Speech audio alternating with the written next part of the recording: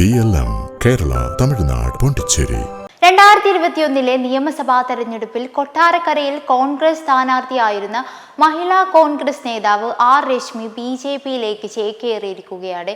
CPI നേതാവായിരുന്ന മുൻ MLA Ayisha Potti കോൺഗ്രസിലെത്തിയതോടെ party നേതൃത്വവുമായി അകൽച്ചയിലായിരുന്നു.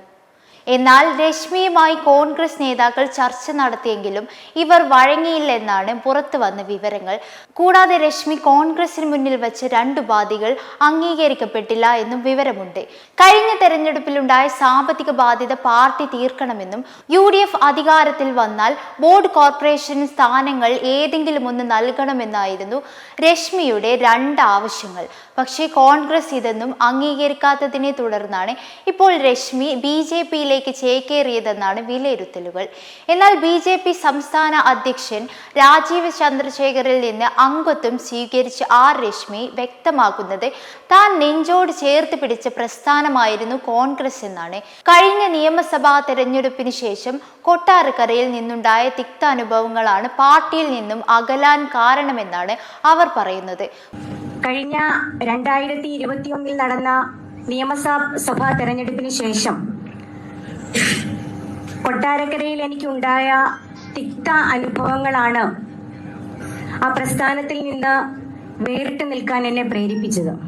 ഞാൻ കുറച്ച് ദിവസമായി NDAയിൽ ചേരുന്നു എന്ന വാർത്ത വന്നപ്പോൾ നവമാധ്യമങ്ങളിലൂടെ എനിക്കെതിരെ ഒളിയമ്പുകൾ എറിയുകയാണ്. ഞാൻ ആരോടും പ്രതികരിക്കാൻ തയ്യാറല്ല.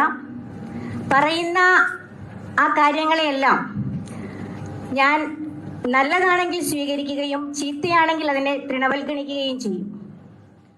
കൂടാതെ ആയിഷ പോറ്റിയുടെ കടന്നുവരവല്ല തന്റെ തീരുമാനത്തിന് പിന്നിലെന്നും ഒരു വിഭാഗം മനഃപൂർവ്വം അകറ്റി നിർത്തി, എന്നാൽ കൊടിക്കുന്നിൽ സുരേഷും VD സതീശനും മാത്രമാണ് തന്നോട് പാർട്ടി വിടുന്നു എന്ന വാർത്തയ്ക്ക് പിന്നാലെ സംസാരിച്ചതെന്നുമാണ് ഇവർ പറയുന്നത്.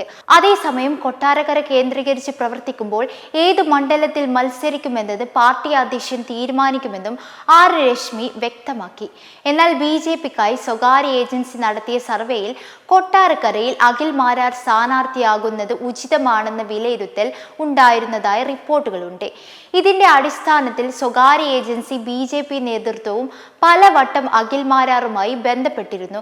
പക്ഷേ BJPയിൽ നേരിട്ട് അംഗമാകാൻ താല്പര്യമില്ലെന്നായിരുന്നു അദ്ദേഹത്തിന്റെ പ്രതികരണം. ഇതോടെയാണ് സാബു M ജേക്കബിന്റെ നേതൃത്വത്തിൽ 2020 അഖിലുമായി ചർച്ചകൾ ആരംഭിച്ചത്.